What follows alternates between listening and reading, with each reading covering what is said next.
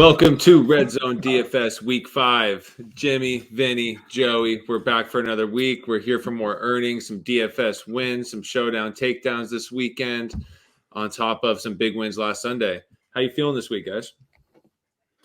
Feel good. I've had finally a decent week. The first couple was trending in the negative, but got back to the positive line. So that was a good start. Yeah, not bad. Broke even last week. There's just a few plays that didn't go our way, but I feel like feel like the process is moving in the right direction. This is only week 5. We've got this week, and then what do we have? 17 weeks this year, right? So we got quite a few more weeks to go ahead, and we really only need to try and hit once during that time. I mean, that's really all we're looking for, right? So, I mean, I'm feeling pretty good about this week. I think there's some plays this week that a lot of people are gravitating towards that I just want nothing to do with, which makes me feel good. But we'll see how it all pans out on Sunday. I like it. Yeah, I feel like I've been crushing quarterbacks, receivers, tight ends, defense, but my running backs have been letting me down week in and week out. So really going to go into your guys' expertise this week and stop carving my own path on the running backs. But hopefully you guys keep listening to my quarterback and receiver plays. And going with that, let's go with our quarterbacks. Jimmy, give me your guy up high, then we'll round robin to Vinny. I'll go last, and then we'll go middle, then low. So my guy up high, I'm just going to go all the way to the top, and it's going to be Kyla Murray. I think he's in a fantastic spot this week against the Niners. The Niners, as we've all detailed pretty well, have some real issues, especially when it comes to covering mobile quarterbacks. Even their Super Bowl year, right, a couple years ago, last year, Josh Allen just tore them apart. We saw what Kyla Murray did to a pretty damn good defense in LA last week, and I think they're playing a lot better than the Niners defense playing right now. So I'm very, very concerned as a Niners fan. From a DFS perspective, I think he's a fantastic play. I think he's super expensive, and not a lot of people are going to play him. So yeah, that's who I'm going with up top. I like that. Vinny, what do you think up high? He's the only guy I'm on over 7K. So I think he's in a smash spot. I'm going a little bit lower this week. And my reasoning for it is I think you're missing a lot of the big guns. Like Kyler's the only guy up there. And I don't think there's going to be, you're not dealing with Allen, Mahomes, Lamar, all those guys necessarily that could like smash the slate. So it's like, I personally am going to be going down a little bit lower this week. So if you have anybody else up high, you can jump in. Yeah, my guy over 7K is Aaron Rodgers. I know everyone's on the Bengals right now. They're 3-1. They're riding hot. But you look at all their adjusted numbers, they're getting lucky a lot. Teams have dropped the most balls against them this year. The adjusted completion percentage, they're the 5th worst in the league. And the real percentage is like one of the best in the league. Right? So adjusted-wise, they're not as good as they actually are on paper. And Aaron Rodgers. Devontae Adams is on what is it called? On FTN, 36 points is the ceiling at the highest player like on the entire slate. I love the Aaron Rodgers, Devontae Adams play this week. I don't know. I feel like people just kind of look past it because they're so expensive, but we can carve out some lineups with those two in there. That's my favorite guy over 7K. Okay. Yeah, I mean, I'll echo that. I mean, there's quarterback is usually somewhere that ownership is spaced out. We don't have to worry about it too much this week. Joe Burrow right now is projecting at 23% owned. And just like Joey said, if I can just flip to the other side of that, yeah, it's going to cost me $1,000 more, but I mean that's okay if I can differentiate myself, right? Mm-hmm. So, I think that's a pretty sharp play and a guy that I wasn't initially looking at, Joe. So that's a good one. Yeah, I mean, look who the Bengals have played. They've had the Jaguars, the Steelers, the Bears, and the Vikings. They've all had terrible offensive lines. The Vikings are the only team that we even like playing on this podcast. So Jaguars, Steelers, Bears, they're absolute washes on offense. That was Andy Dalton Bears as well. Yeah. So Cincinnati's, I think that all the gates have come really close. Jacksonville gave him a run last week, even though it was Thursday Night Football. But line me up some Aaron Rodgers, 4 touchdowns, 5 touchdowns in the red zone. Aaron Jones split carries with Dillon last week. He's kind of banged up. I just think there's really high opportunity here. People are going to be kicking themselves for not doing this play. Nice. All right, let's go to the mid-range. Jim. So mid-range. So I guess we'll call that 6,000 and up. Yeah, I think that's good. Yeah. Yeah, I mean, I like going right back to Dak this week. I think the Giants are not very good. I think that, if we're talking about guys in this range, there's a lot of guys. I know there's one guy that we're probably going to talk about because Joey just mentioned the team name, but I think Dak kind of burned a lot of people last week. I mean, he did throw for a few touchdowns, but he only threw for like 189 yards, right? Didn't throw anything to CeeDee Lamb. Didn't really get there this week. I actually kind of like doing an unorthodox stack with Dak and Zeke, and then like pick one of Amari or CD this week. Or you could do something really, really weird if Dak's ownership and Zeke's ownership starts to creep up there, which is do a Dak, Zeke, Dalton Schultz. So Dak is my mid-range. I like it. Vinny, mid-range. Cool. So the next guy I have on my list below Dak is I'm gonna keep riding Darnold. He's having just an unbelievable season to start. I actually love the fact that CMC is coming back. I think if anything that will pull some ownership off because we talk about people are like, I'm not playing running back with quarterback when CMC is probably the best receiver outside of DJ Moore on that team. So it only helps in my thoughts. And they're not going to ride CMC 28 times on the ground, right? So not coming back off of a hamstring injury. Yeah, they like to throw to the running back. They moved DJ Moore into the backfield specifically to throw him the routes that they like to throw to Christian McCaffrey. Totally. Right? And the Eagles defense has been getting tore up lately. And they're really bad, dude. But the good part is their offense, they will continue firing, right? Like they do kind of force you to keep playing, which is what we want in DFS, right? In fantasy. So I'm going right back to the well. I know his price is up a little bit, but it's still not to a point where it's like, wow, it's a major concern. So Sammy D, chalk him up. I like it. Right there in that same price range, it's our boy Kirk Cousins. I know he let a lot of people down last week, but he's going against the Lions this week. The team that has the worst ADOT. Kirk Cousins has 25-plus points a game outside of the last game, and those are against some pretty good teams, right? So, again, Cousins against Detroit is a surefire hit, especially with Cook not practicing again, today being Thursday. I know that doesn't mean Cook's not going to play. He's one of those guys, but I don't know. Cook can go out after 8 carries, and Cousins still has to throw the ball 40 times, and he's going to go 300 yards with multi-touchdowns with the talent he has. So Cousins, don't look past him against Detroit. I don't care about ownership at quarterback. So, well, I think this is a good game overall that I'm going to be targeting because there's some bad teams out there that don't try and throw the ball. Detroit actually does try and throw the ball quite a bit. They try. Yeah, I mean, Goff has gone over 300 yards twice already this year, right? Yeah. In 4 weeks, which is kind of wild. But they're going to be able to move the ball, right? Yeah. And they're kind of one of those teams too that if they start getting blown out, they're just not going to go into a shell and run. That psychopath coach they have, they're going to keep, throwing. They're going to try trick plays. They're going to do weird stuff. So Vikings will need to keep the gas on the whole game this week.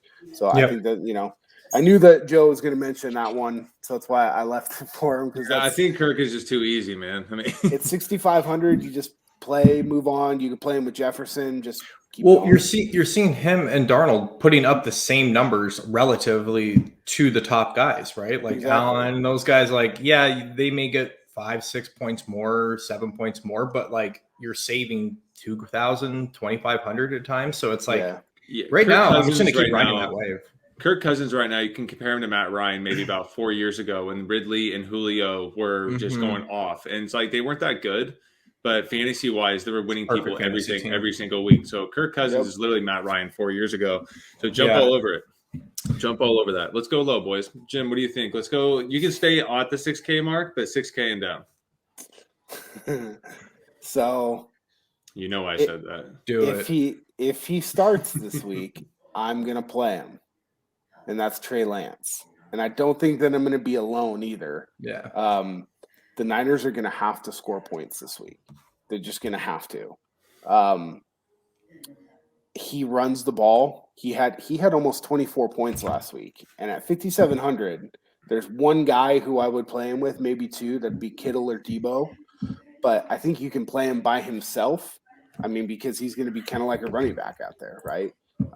Ownership not going anywhere near, anything we're going to be scared of right now. I think if he's announced, I think Kyle is doing us a little bit of a favor right now, because I think if he was announced the starter very early, I think people would start. I think he's still going to get steamed up a little bit. But I mean, he has a projected ceiling of like 31 points, and he has a base projection, so a floor of like 20 to 21. Yeah. For somebody in the range that we're talking about, that's just not really something that exists out there. So if he's going to be the starter and he's going to play the entire game, I am more than happy to play Trey Lance. Yep.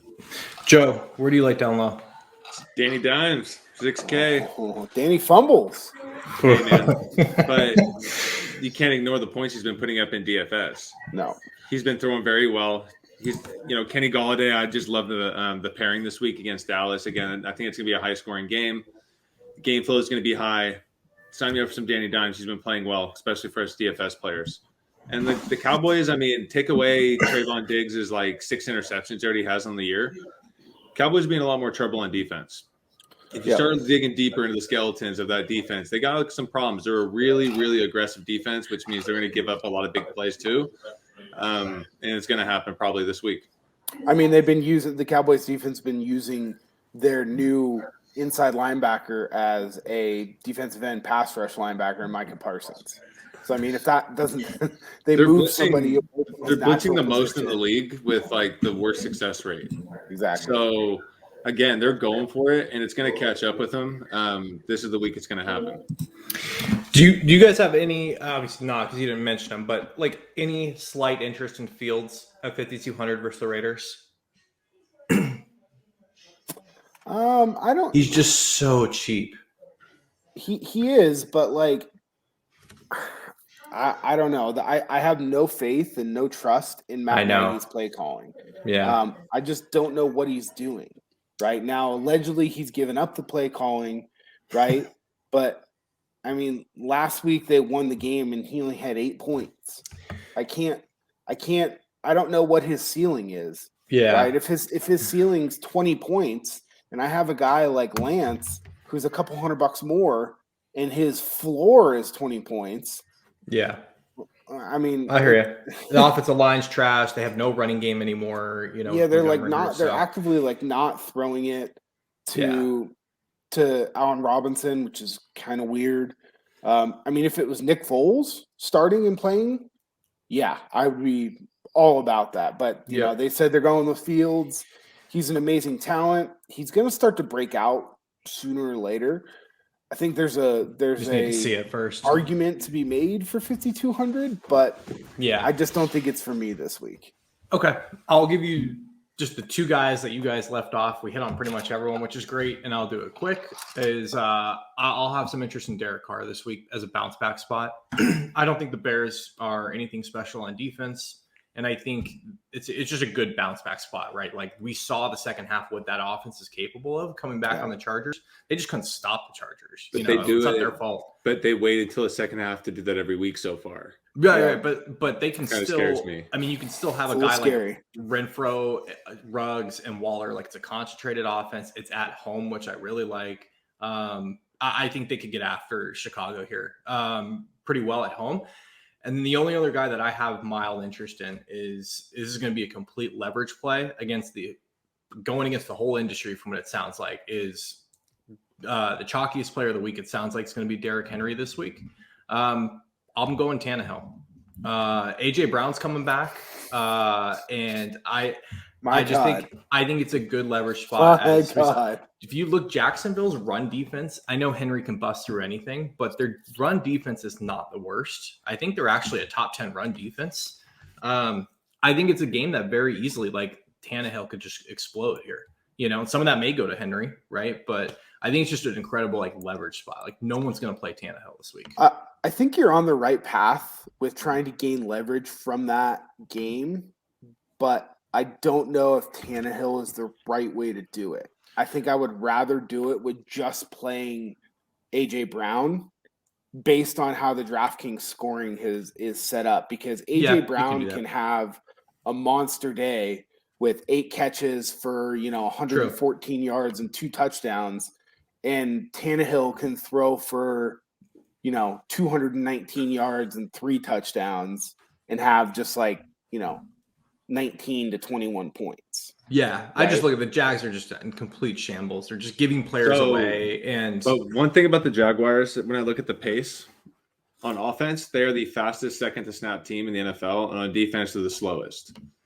It means teams know exactly what they're doing, and they're like, look, we're not going to fuck around here. We're going to run the ball. We're going to take the seconds down as far as we can every single play. I don't think they're concerned with blowing out the Jaguars. They just want to get out of the game healthy. I don't think they are, but I think it's a division game, number one. And I think that, the offense has been sputtering there. I mean, they just lost to the Jets last week. I know they didn't have any receivers, but I feel like it could be, thinking of a coach's mind, like a get right spot, right? Like, if we can go out there and hang 40 on these guys and not pound Henry into the dirt in a somewhat meaningless game. But I just don't think that they care about not pounding Henry into the dirt. I think they're actively trying to pound Henry in. Dude, his usage is absolutely ridiculous. Yeah, and teams are running the 5th most run percentage against the Jaguars. Again, the league is going to do what the league is doing. They're not just going to come out and throw it 60 times and risk themselves losing like they did last week against the Jets, because they were throwing the ball way too much against the Jets last week. I think Derrick Henry's a great play, and I don't really care about the ownership. I'm going to find my ownership leverage elsewhere. Well, let's just hit it. We're going right to running backs with that. So Derrick Henry at the top, that's my guy. All right. It's my guy at the top. I think it's an easy play. I think Derrick Henry gets his 25 carries. This is where he gets his MVP votes. These are the games that rack up his stat sheet and make him the Madden player of the year, right? So this is when he goes off. Take advantage of it. He might go 250, and they'll let him break records. No matter what, they'll let him stay in and break records. So I'm not scared of them pulling him or anything like that. So I'm all in on Henry. Cool. Next. If he stays under 20%, I'm in on Henry. If he starts getting up to 25 to 30%, I'll be out. My guy up top, we talked about him earlier, and I really, really hope that he plays, is Christian McCaffrey. I don't need him to play the whole game. If you're going to give me Christian McCaffrey at 1 or 2% owned, sign me up for that. Again, he got hurt. He was out for a few times. We talked about it, early in the year, where we're like, hey man, this is the cheapest we're ever going to get or Christian McCaffrey. And now he's under 9,000, right? So his price has actually been going down, which is kind of weird. And we went from 99 to 9.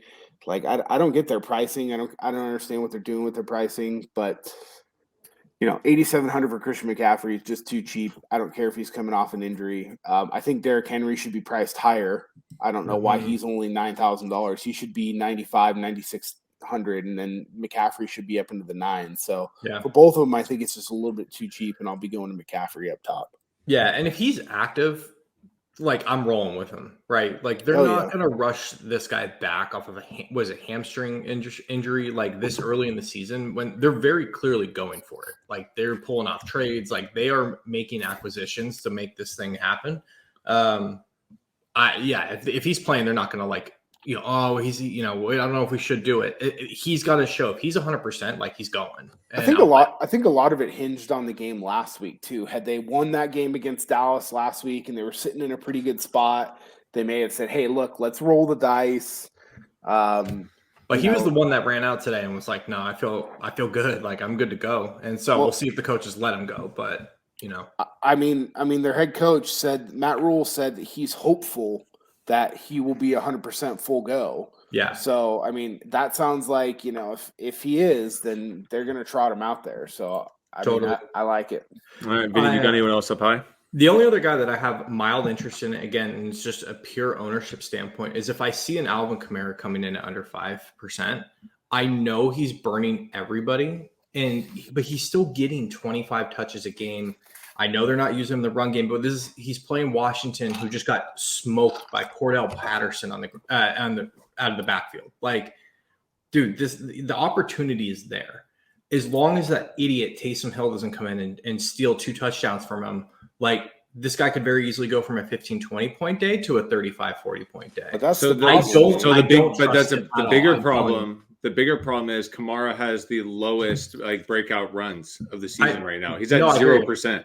I don't trust it. All I'm saying is you're telling me if Derrick Henry, 30% of the industry is going to be on him, but look, 1% is going to be McCaffrey, 1% is going to be on Kamara. Like, I'll go that route. Kamara got his most carries last week, and what I thought was a smash spot, which it was. He got 26 carries, and he got me 15 points because he's not getting the touchdowns, and that's what I'm saying. They won't give it to him, and no targets. He has. Yep, they're not throwing the ball. The offense has changed. Last week he had 0.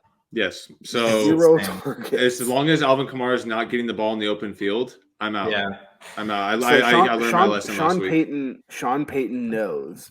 He's a smart coach, right? He knows that Jameis's fatal flaw is throwing picks, right? So he's going to limit everything that he can do. If he has a guy like Taysom Hill who can run the ball like he can run the ball, he's going to run the ball like that in the end zone or in the red zone, right? And until that changes, I'll be a week late on Kamara. Yeah, I hear you. Again, that's a misprice too. Based on his usage and how he's being used, like, why did his price go up? Yeah, I hear you. What about below that? So I'm going to go in the mid-range at Saquon Barkley. So, again, the same reason we just talked about the Cowboys. I was a little wary on Saquon at the beginning of the season, right? Coming off the injury, starting off slow, not getting his touches. The reason I'm all over him, he's getting catches. They're throwing the ball. Like, Danny Dimes has learned, okay, I can dump it off to Saquon and he's going to get me a shit ton of yards. So, 6 catches, 5 catches. I mean, the guy got me, 30 points last week and 21 points the week before in DFS. He's priced up, I know, but he should be. Yeah. So he's going to be up in that 8K range soon, I think. He's back and they're getting him the ball and they're going to ride him. So I like Saquon. Joe riding the chalky running backs this week. Well, what's I'm not going to outsmart projected at? 32% right now. Damn. See, I don't mind chalk, but that's getting to the point where I'm not doing it. I just won't do it. I personally I'll play Zeke on the other end if he's half the ownership. I have a feeling he's going to be fairly chalky too, though, right? So no. So my guy that I'm going to next in that same range is Zeke on the other side of that game. He's at $7,000. He's cheaper and he's coming in at 7 to 8% owned, and they're actively giving him the ball again. He is just getting the rock all the time. They bring Pollard in for short periods to spell him, but it's all Zeke around the goal line, right? He's getting all the red zone carries. Dallas's defense is absolutely terrible. I mean, it's just – I think the Jets have a better run defense than the Giants do, to be quite honest with you. Based on what I've seen so far and watching the film, I mean – some of the holes that the Giants open up for guys to run through is just incredible, right? So and I hear what you're saying. I hear what you're saying, Joe, on the Saquon thing, because he is the bell cow guy there. If they're missing the receivers, the usage is there. But it's just I'm doing this off no ownership. My site has not updated that this week. I'm going off the players I like, which actually, honestly, I've liked doing all my research based on no ownership until the very end, right? Yeah, but seeing that Saquon's getting targets is the same reason why I'm coming off Kamara, right? Mm-hmm. I want to see those targets. He's getting the ball out of the backfield. The quarterback's willing to dump it off to him. Right. So, a lot can change up until Sunday. I think when you start trending in that 30% range plus, it's just a lot of other things have to go perfectly right, and that guy not to bust for you. I mean, we're trying to take down a GPP, right? We're not trying to just min cash. Look, if those high price running backs are getting that much ownership, it just makes me that much confident when we go to receivers here with the guy I want. Well, below, let's go low. Below Zeke, what are you guys thinking? Jim, go for it. I'm scrolling down to my guys here. I think it's Damian Williams filling in for Montgomery. I told you guys to play Montgomery last week. You didn't want to for some reason. He had a smash game. It's going to be the same situation. They're looking to run the ball. The reason why I don't want to play Justin Fields is the reason why I want to play Damian Williams. The Raiders' run defense is not very good. We saw Eckler just absolutely destroy them. Damian Williams is a guy we've seen catch the ball pretty well too when he was with the Chiefs. And I mean, he came in last week after Montgomery got hurt and had 15 points in like a quarter and a half. So 5,600 is way, way, way, way, way too cheap for a guy that's going to be getting that type of volume.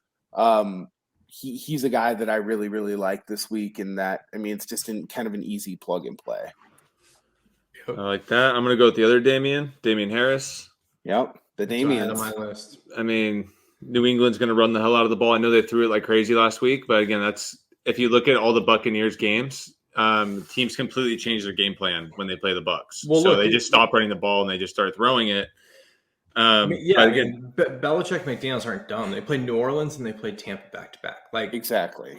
I'm just gonna throw it. Like there's no use in running. It's a wasted down. Like I'm with you. It's a huge. Harris is gonna get his touches. He's gonna get his 3x minimum. Like he's gonna hit the minimum. I think easy. So I think he's a safe play down there. And yeah, he's gonna sneak by some ownership. Vinny, do you have anyone down low here? You guys kind of hit it. The only guy in the fives that I have a little bit of interest in, I'm just, I'm nervous. Another guy that just gets snaked for all the touchdowns, but Chase Edmonds, again, I think they're going to put up 30, 40 points on Sunday versus the 49ers, right? And they're going to keep pushing. If Lance plays, I like this game script even more because I think the Niners have a chance to hang with them a little bit, maybe. But this is a guy who's getting 10 to 12 carries a game, but he's getting 8 targets, 5 targets, 7 targets a game. Like, he's just got a pretty high floor, and I don't love that his price is up. I mean, he was in the 4,500 range not too long ago, but just he's another name that I have a little bit of interest in. So I have a question for both of you guys. So we all know that Mixon's out, right? Yeah. Are either of you going to play P. Ryan at 4,000? No. Joe? I think that game flow is not going to be in P. Ryan's favor. I think the Bagels are going to be behind. I think P. Ryan's going to get his touches, but again, I think it's going to be more the Burrow show and Chase towards the end of the game getting those make-up fantasy points in the fourth quarter type of situation. So, I also try to make a rule for myself, which is I'm not going to play bad players who end up being chalky. And that like is literally the definition of that play. And if he beats me, then he beats me. But I will like want to jump into in front of a train if I play him and he puts up like a 3-pointer. You know what I mean? Which is very possible. Yeah, I mean, with some of the value that we have down there, and then there's some good value at tight end and at wide receiver this week. I think it's just somewhere that we opened up the show today talking about with where the public is going and where a lot of people are going. And that's going to be an easy one for a lot of people, a lot of casual players, right? That just say, oh, well, who's Mixon's backup? Oh, he's only $4,000. Right. Like, great, let's just play him. And like, I'm on board with what you guys thinking. Look, the Bengals have been playing well, but like we talked about, like, I don't know why they think that they're could just come in and beat the shit out of the Packers. Like, Burrow, this is going to be one of those games where, like, I get why Burrow's high owned. Like, look, I'm going to play Burrow, right? Mm-hmm. Because he's going to have to throw the ball 50 to 60 times this game, I think. Right. It's going to be a pretty big shootout. I'm going to play Rodgers, just like Joe was talking about, right? But the $4,000 P. Ryan, I mean, it's just not for me. There's other guys that I'd rather get to. Yeah, and the only other name that I have here that's kind of starred, and I need to see what happens, but if Dalvin Cook for sure is ruled out and misses, like Madison's in a good spot this week. I don't think he's a great player, but Detroit sucks. And so that'll be an ownership dependent one for me. If he starts getting super chalky, I'd rather play one of the Damians. Absolutely. I'm just saying, like, if he gets ruled out and that ownership is sub 5-7%, like, he's not in the worst spot in the world. So if you go there, you can find a worse spot. I would play Madison 100% on lineups over P. Ryan. I'll put it that way. Well, yeah. So yeah, Madison's actually proven he can play some football. Yeah. All right, let's move on to wide receiver. Let's do it. Let's go up high. I'm going to get this out of the way because I've already talked about it. It's Devontae Adams. Yeah. On Makes top of sense. that, this game stack, I mean, don't be scared of it with Rodgers and Adams. I mean, you got Valdez-Scantling is out. Mm-hmm. I mean, every other receiver Green Bay has. I mean, I'm going to have to do a little more research on these Green Bay receivers and who I really think is going to get the snap count or the snaps this week. But you got like Amari Rodgers at 3K. Hopefully he actually gets some plays this week. I don't know. Lazard, I know Rodgers doesn't hit these guys all the time, but you can get a pretty good game stack going here with some cheap players. Even on the Cincinnati side, you can get Boyd down at 5,300, right? So I really like the Packers game, especially Devontae at the top. I think it's one of those games he has 15 plus catches. Yeah, I like it. Vin, who do you like? I mean, the next guy I like is Justin Jefferson. I mean, he's just, I know the whole industry likes him, but like, why wouldn't you, right? Like, he's just in such an amazing spot versus Detroit. Like, they literally can't cover anybody. And this is a guy that's, I mean, I think he's 20 to 30 points, like almost guaranteed on Sunday. So, you know, that's something, depending where you go with running back and how chalky you get. Like, I like some other guys up there, but he's in a great spot. Well, I already talked about the quarterback, so like Joe, I'm going to stick with the guy that is with him, and that's, Nuke, DeAndre Hopkins. He's burned some people the last few weeks. Yeah, he has. There's nobody on the Niners that can cover this guy. If you go back and look at last year and some of the games that he's had against the Niners, he absolutely torches. They have no answer for him. Well, you're telling me that the Cardinals didn't watch the Packers game tape where they just threw it to Devontae every play, right? It's the same thing is going to happen. Same exact thing. He comes into the week fully healthy. He was kind of battling that little injury last week. He played a limited amount of snaps. Again, his price has come back down a little bit, right? It was creeping up there. 8,200, 8,000. Now we're back down to 7,600. It's the cheapest he's been all year against one of the better matchups, right?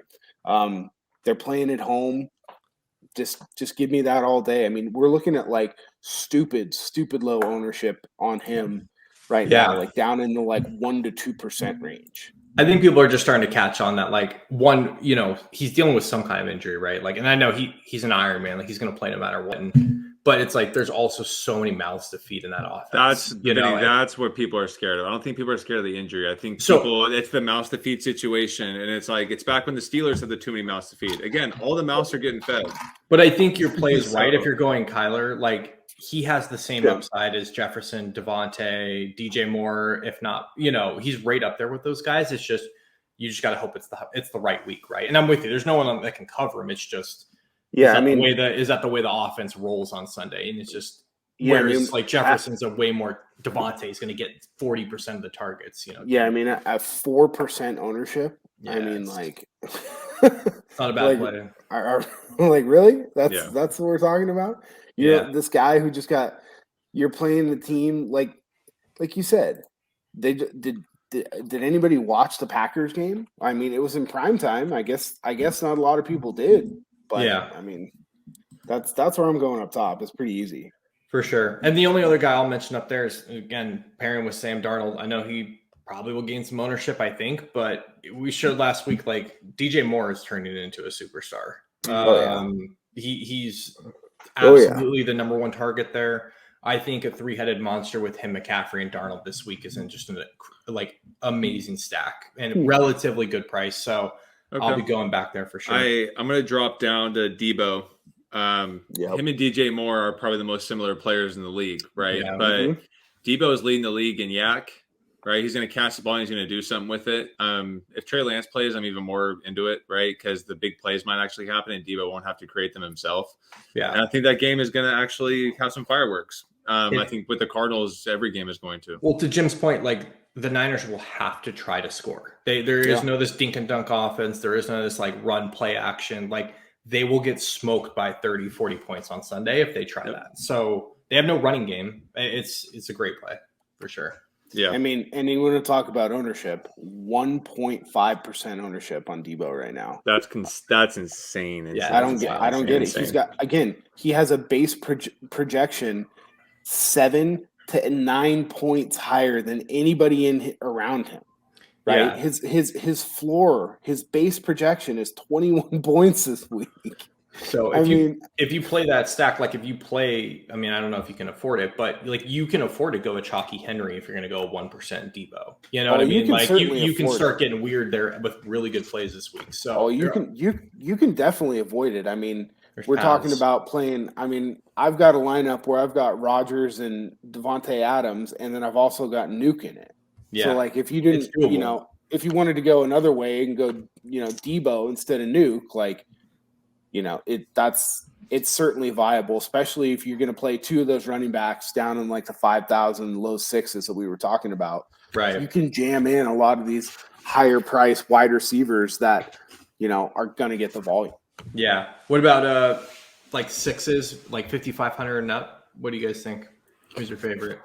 5,500 and up. Okay. I'm going to go with Godwin at 6,300. Yep. That's a good one, Joe. Yeah. Chris Godwin, why in the hell is he 6,300? And he gets low ownership usually. Again, I haven't checked it this week, but it's the too many mouths to feed. But it's like, dude, Chris Godwin is Brady's dude. Like when he needs that third down play, it's going to Godwin. Miami has not proven anything this year on the defensive side. We thought they were going to be a lot better, but they're apparently not. So I think Chris Godwin's going to go off. That's my guy about 55. Yeah, and I touched on him earlier, but I'll have quite a bit of A.J. Brown this week. He's full practice. He's full go. I really hope Julio misses just so I don't have to deal with the anxiety of like, is it Julio week or not? But I mean, it's a guy who's had a really slow start. I cannot imagine he's going to have much ownership this week. And he's got as much upside as anybody versus the Jags. So hopefully he has a massive breakout game, and 6,500 is too cheap for him. So that's my favorite player. Mine's right above it. I mean, I'm going to go back to him as well. Deontay Johnson. He just keeps getting peppered with targets. And, I mean, like, why would you not play this guy? He's not picking up ownership. He's a great projection. They're playing Denver. They're going to have to throw the ball. I think objectively between him and Brown, Vinny, I like Brown better. I just think the matchup's easier, right? Denver does have pretty strong secondary, and I mean, Denver's just making every quarterback look god awful, and like you don't have to deal with Ben Roethlisberger, which who knows what's going to happen with that guy every week? You know what I mean? I think we know at this point. It's just a soap opera at this point with him and the offense. They're really. I mean, I think that they need to trade for somebody like now. No, but like, is there like a record or something Big Ben's like trying to break in Steelers like history? No, like, you know what I mean? Like, is there a reason they're like keeping him around? Like, I don't know, man. It's really weird. You know what I mean? But I think it's also a situation where like, if they decide to go that route, he's not going to go quietly like Eli Manning or something like that. This is Eli level shit. No, I know, but he's going to create a huge. Like, you have to cut him, right? Like, and it just. There's no way you can keep that guy in the locker room. You know, like that guy could be a time bomb. Just release his ass. I think it's coming. Honestly, like I don't know. Well, who are they going to play? That's the thing. Who knows? All right, let's move on from that. All right, I want to talk about two guys below 5,500, and it's Boyd and it's Antonio Brown. Starting with Antonio Brown, he has the highest ADOT on the Bucs. So when Brady wants to go deep, it's to Antonio Brown, it's to nobody else. Yes. He's only done at 5,200. Antonio Brown has some huge play potential. Yeah. And then with Boyd, it's not the same type of play, but he's going to get a ton of targets. And his completion percentage with Burrow is magnificent. Yep. So Boyd's going to get his 7 catches this week. Hopefully 1 or 2 of them turn into touchdowns. You just got to cross your fingers. But I love those two guys down there, 53 and 5,200. Yep. I think I hate to say that he might be turning into my favorite player in the NFL because he's a Raider, but Hunter Renfrow is just legend. I don't know how he's 4,900. The guy's just a consistent target machine. That's wild, dude. He catches every ball, and he now lays the wood on special teams of that play on the sideline. Yeah, look at these fantasy points: 13, 10, 18, 16 and a half. I mean, he's just a locked, safe, like drop down guy. I'll just keep playing him. Like, he's gone up a little bit, but like honestly, Renfrow should be like 5,900, 6K. You know what I mean? He should not be in the 4s. No, that's just a misprice that I don't know what they're doing there. Yeah. So that's my guy. I have a few others I like, but I'll turn it over to Jim and see what he likes in that range. Another guy that's just severely mispriced that I don't know why he's priced down here is Jalen Waddle at 4,800. Yeah. I actually think he might be the best rookie receiver, but that offense is just so inept right now. It's just terrible. They're just throwing little smoke screens and little bubble screens, and that's what they're trying to do with their offense. And yeah, I mean, it's not great, but he's averaging, 7.8 targets a game. Yeah, he's getting the targets and the looks, and he is a missed tackle or two away from popping in, a 60-yard touchdown or something like that. So, and then another guy that I'm gonna go back to that I think DraftKings just fucked up with their algorithm. They didn't raise Curtis Samuel's price, so he's the dead man at 3,000 again. I mean, look, he has the highest projected points per price this week. Well, yeah, because he's been healthy now for a week. Look, he's still questionable, but he's still coming off that injury. We got 6 points. He didn't last week. I guess he didn't practice today, and there was some concern that he re-aggravated or whatever. We'll know more tomorrow. But if he plays, dude, that might be the best play on the slate again. What the hell are they doing? And then the only other guy that at some point teams are going to take away Debo, and teams are focusing on taking away Kittle. Ayuk is just going to have one of these massive games out of the middle of fucking nowhere, and he's down at the point now where I can play him and not have to worry about what is he this week? Expensive. He's 4,500, right? Yeah, he burned me pretty bad last week with almost a goose egg, but I hear you, man. This is a guy who he led the team in receiving last year, a first-round pick. He's one of those guys where I'll just keep playing him in a couple of lineups because when he hits, it's going to be big.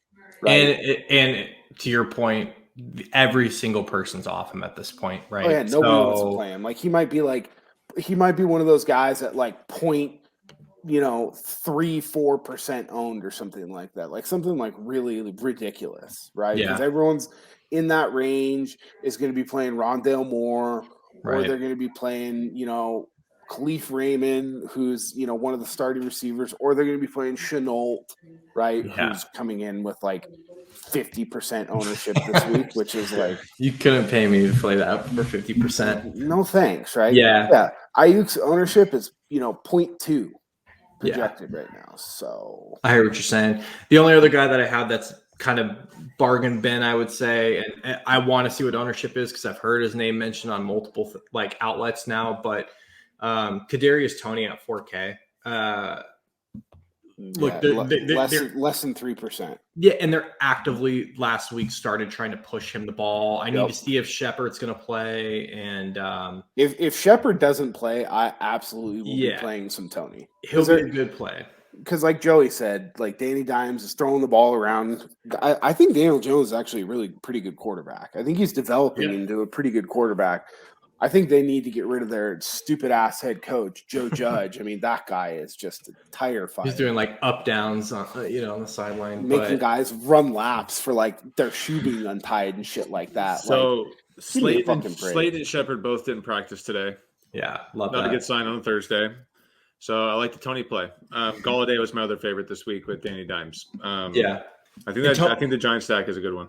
And Toney's just so cheap. If you're throwing in a Toney, and let's say you even toss in you're a Renfro into your lineup, right? Those are two pay down guys. You could possibly go double barrel at the running back position, or you could get two of those higher price receivers to go with your quarterback. But I just interesting. I just like Toney so much if both of those guys are out for sure, because I can then do a double stack with Danny Dimes. Yep. Right. And then the run back options are really, really easy. It's Zeke and Schultz, or Zeke and a receiver, or whoever you want it to be. Right. Mm-hmm. But it's really, really simple. I think Zeke and Schultz would be my choice because we're going to get to tight end here in a minute, but every time that guy catches a touchdown, there's no one within 10 yards of them. So I mean, if people aren't gonna cover this guy, then no. Schultz has some. Let's move right into tight ends because Schultz is my big guy this week. Is there any other receivers you guys like just absolutely want to touch on? No, we were just talking about some punts right there. Yeah. So Dalton Schultz, man, he has the highest percentage of throws to him this year, with the highest percentage of completion. Dak and him have a thing going on right now. He's going to keep getting red zone targets. I know Jarwin got a touchdown last week, and it still didn't really hurt Schultz's stats. That's saying something. So I like Dalton Schultz. He's too cheap. Cool. Where are you guys going? I'm going I'm obviously going to play some Kittle. I think Hawkinson's a fine play, but if I'm going down, I'm going all the way to the bottom. Deadman, 2,500, Ricky Seals, Jones. All right. Why? And why? What's your reasoning? Obviously he's on the potatoes. Logan Thomas is out this week. Heineke's going to be running for his life. I went back and watched a film from last week. Basically filled in at the same role as Logan Thomas, running those short to intermediate routes, had 4 targets. $2,500 just opens up so much other territory for me. A lot of people are going to be going to some other guys, but, Thomas on the IR now. So, he's out for the next 3 games. So this guy is somebody, they're going to cover Terry McLaurin. They're still going to have to throw the ball. $2,500. Yeah, give them to me. I like it. Oh yeah. 2 guys that I just have some interest in. I think it's Bob Tanyan week. Joe, you were mentioning. I'm not sure who else can grab targets for Green Bay. I think this. He's always primed for a week. Where he could pop 2 in. I think he's a sneaky play. 4,300 is super cheap for him. And the other guy going with, Daniel Quarters is Evan Ingram at 3,200. I think he saw 7-8 targets last week. I know people are going to be pissed off at him, but again, he's 3,200 for an offense. If they're missing Shepard and they're missing Slayton, like they have to throw it to somebody, right? So, you could go Galladay, you could go Tony, but I mean, you could even go Dimes, Ingram, Tony, and you have the whole world stacked up there, ready to go. So I think you're going to see Diggs on Galladay quite a bit. And I don't know what got into this guy, but he's apparently Darrelle Revis all of a sudden for Dallas. Well, again, no, he's not Darrelle Revis because he is jumping passes and being kind of a ridiculous corner, acting like he's Deion Sanders. Again, I think it's going to bite him in the ass. I know he's a good corner. I agree with you, but you can't keep playing like that. Like Darrelle Revis would go seasons with like 1 interception and no passes completed on him, right? So I'm just not buying the Diggs thing yet. Yeah, I still think Ingram's not a bad play at 3,200. Like if you like that game, again, I mean, Jimmy talked to me into this early in the year with Ingram that he's just not very good. He's gotten 6 targets 2 games in a row and just nothing has come of it. So it's kind of proving to me that he just might not be very good. But we're talking about playing a Ricky Seals Jones for. I know he's a little bit cheaper, but like how is Evan Ingram any better than? I think Ricky Seals Jones definitely has more touchdowns than. What I'm saying is like if you're going to go heavy on that game or a game stack, like it's another option that's. Evan Ingram is projecting over 10% ownership right now. Oh, okay. So I'm in not that going to case, play. then, I'm not going to play shitty players that are. For a tight end, that's chalky. I mean, the massive chalk. We'll talk about it real quick this week. It's obviously going to be Cameron. Probably should have done that earlier. He's Gronk's out this week. They're playing Miami. Bray is projecting at somewhere between 45 to 55% owned. What? Okay. I don't know why. Wow. And then if we're going to talk about the massive chalk, we also have to talk about the antithesis of that, right? Which is Darren Waller all the way at the top at 1% owned. We talked about a get right spot this week. He is the highest projected ceiling of any tight end on the slate. Right. If we're going to play Derek Carr, I think you have to play Darren Waller with him. Sure. He is the priority guy to play. I love Renfro. Renfro's great. But, I mean, Darren Waller had 17 targets or 20 targets week 1. If you're going Carr, I think Waller's – you have to lock him in. And then you just pick and choose between Ruggs and Renfro. He's expensive, right? I would be fine with just playing Darren Waller and Carr and then just kind of moving on from there. But he's expensive, but for good reason. Right. I mean, even at that rate, he's still ranking among the top points per dollar for tight ends, right? Even though he's 7,300. Yeah. So, I hear you. So the guy that we're not talking about is Tommy Tremble. I know he got 0 points last week for us at Dead Men. I know that. But his passing snaps went up about 40%. They did, Joe. He's in the game more passing snaps than he is running snaps. He was a third-round pick this year. He's going to get more involved. I'm sure they were just easing him in after trading Arnold. But all the signs are pointing towards Tommy Tremble having one of those weeks where he gets 2 touchdowns, and we are loving life. If Seals Jones if that wasn't the conversation this week, that would be. I always like to look for one like punt tight end I can go to. Mm-hmm. But if Seals Jones wasn't on the docket this week, I might have some Tommy Tremble. I still might play him with one, but until I see it, I might risk being a week late on Tommy Tremble. The goose egg, even though it's only 2,500, really just is like I can't do So it. it's one of those things now, though. Since I called my shot last week, I'm just gonna keep calling my shot. You know, like you just got to keep pointing for the fences, and everyone's like, "Is this guy serious?" You know, you just got to keep going. It's like Jim with Fryermuth. Like I don't know why you jumped off the ship, but dude, it's the tin cup moment. Just I jumped off the ship because of Ben Roethlisberger. Yeah, exactly, dude. Exactly. I mean, if Ben was actually throwing the ball like he used to, I would still be playing Fryermuth. And see, look, McCaffrey being back this week, if he's back full go, makes me like Tremble even more. Okay. Right. You guys have any? I mean, I know the targets or whatever, but again, McCaffrey's going to attract everything that's supposed to be attracted to Tremble. You guys have any interest in Cole Kmet at 2,700 against the Raiders? No, I don't trust Nagy. I won't do Nagy. Nope.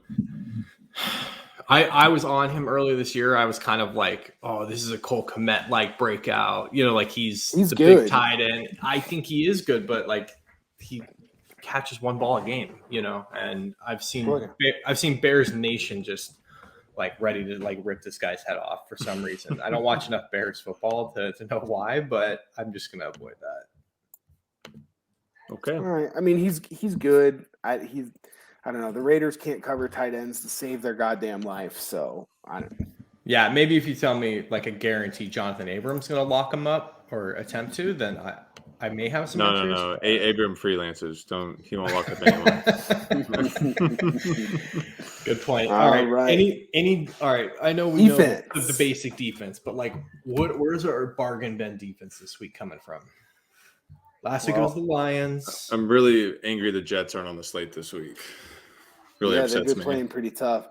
I think that there's two, but I both think that they're going to be decently owned, which I don't love. It's the Potatoes at 2,300. I think they're okay, but I think that they're going to carry some ownership. I actually think, I know we like Danny Dimes and everything like that, but I think the Cowboys at 2,800 are a pretty decent defense. Well, because they're turnover reliant, right? And they're very aggressive, so they're great to play in DFS. Who'd you just say? Cowboys. Oh, okay.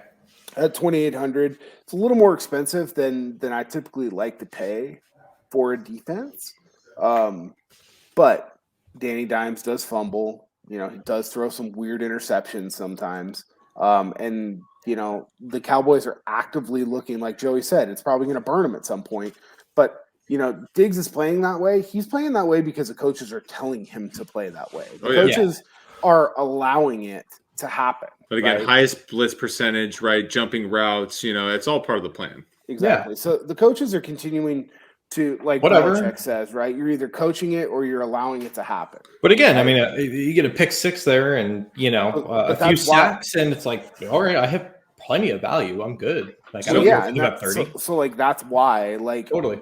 I'm on with that. I don't love the Potatoes because New Orleans just doesn't throw the ball a whole lot. Yeah. They don't make a whole lot of mistakes. They play at a really slow pace, right? It's attractive at 2,300, But I mean, yeah, I just can't. I don't know if I can get behind it.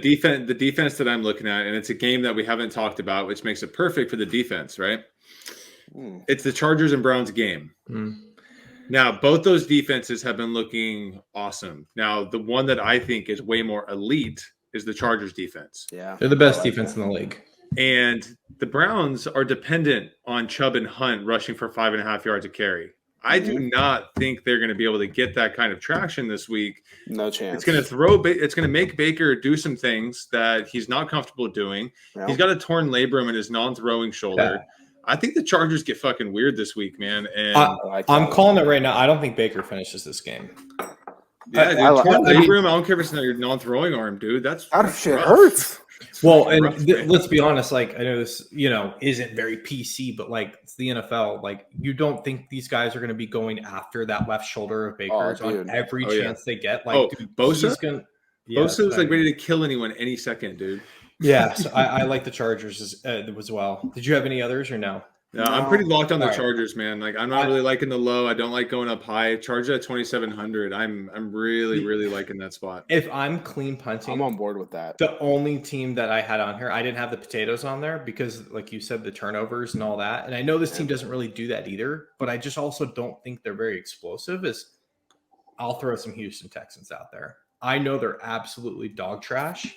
They can get weird. But you're playing a rookie quarterback, and they're not super explosive, right? So it's like the New England running backs can't hang on to the ball, first off. Every one of them's fumbled 2-3 times now. Like, I don't know. I mean, for 2,300, like if you're going to clean punch my big thing is though, for $400 more, we get that Chargers defense, right? Yeah, I know $400 for like a price point, like the Chargers are going to outscore. Yeah, I'm getting to the point where it's like if you have your lineup set and you just are totally, and you have to find someone under like 20. Yeah, I tend to put my defense. I tend to put my defense in first when I'm building lineups. I don't know if that's what you guys do, but I like to just get that salary cap out of the way so I don't have to count. I'm not a very good math person, so I throw my defense in first, and then I build after that. I'm not really like, there'd be no math here. Yeah, not a big math guy. Not a big math guy. All right, I'm more of a calculator spreadsheet guy. Yeah. Real quick, Jim, do you want to kind of hit on just like early, like who's the top like ownership guy at each position, or like the top two? Yeah, let me go back to that screen. If you have it, and then we can wrap things up here. Yeah, quarterback Burrow and Trevor Lawrence are going to be the top two. I don't know. Dude, are people thinking the Jaguars are about to just show out after this Urban Meyer thing? Like, it's going to get weird this week. No, look, Jacksonville's still going to like play hard, like individually, because like this is their job, of right? Course they are, right? But again, when that chemistry to like play for your teammate and to lay out for your teammate, and those things aren't happening, or the receiver not going for that little extra ball and Lawrence was a pick, like, dude, maybe I'll just play more like going to happen. Let's play like a cash game lineup this week if Lawrence is going to be chalking. Yeah, just play. You could play Trey Lance at 5,700. Yeah, and get right off that chalk. Yeah, okay, I'm glad we're very off of what the public is on right now. Okay, so Burrow and Lawrence at quarterback. Here's a guy that was again I was referencing in the opening that if a bunch of people are going to play this guy, I'm just not going to fucking touch him with a 10-foot pole, and that's Leonard Fournette coming in at 36% owned. What? Okay. Dude, it's because they saw Peyton Barber run for 120 yards on the Dolphins. I know, dude. I think that I would much rather, if I was going to attack that game, I'd much rather play Brady and like Godwin, or just play Brady by himself and let him throw like 5 touchdowns. Right? I'll play the Dolphins defense at 2,400 over. I don't think that would when the Bucks are inside the 10, they're throwing the ball. Yes. Yeah. When they are anywhere else on the field, they're throwing the ball. You got playoff Lenny and Lenny, and then Saquon Barkley is the second highest owned. Third highest owned is Austin Eckler right now, and then Swift, Harris, and then Henry at like 15%. But everything I'm listening to, that's going to continue to climb. Right. I wouldn't be surprised. The best projections, really, because I was asking. On the Discord, the guy who like runs the projections, he said the best ownership projections from the site really come out Saturday morning when they kind of update everything.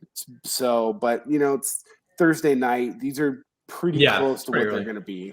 For sure. So that's running back, wide receiver, Laviska Shenault, 52%. Jesus Christ. What's Devontae Adams' ownership right now? He is the third highest owned at 32.4%. Right now, T. Higgins is coming in at 35%. People are thinking that he is going to play.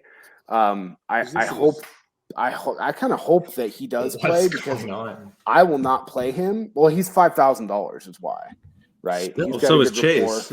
Yeah, exactly. Well, Chase is 5,800, and I'll definitely be playing Chase. Jefferson at 32%, same as Devontae. Antonio Brown makes sense. Antonio Brown at 28%, and then Thielen at 23% rounds out the 20s. For tight end, again, Cameron Brate at 56% owned. And then I don't know, dude. And then Kittle at like 18%. And then it's just a bunch of guys at like 7 to like 4%. Okay. So, definitely. So Trevor Lawrence, Shenault, Brate, T. Higgins are like that's the chalk though, with playoff Lenny. If those guys beat me this week, then like good on you. If that I'm lineup not beats playing me, people who suck. I'm telling you right now, not going to do it. If that lineup beats me this week, you guys can figure out the tech of the pod because I'm retiring. Like, if I lose the playoff Lenny in a Lawrence stack, I'm going to be hot. I'll just become a bookie. It's going from there. That pretty much does it, boys. All right, guys. Make sure to follow us on Twitter. Vinny, what's your handle? Vinny Levine 29. Jimmy?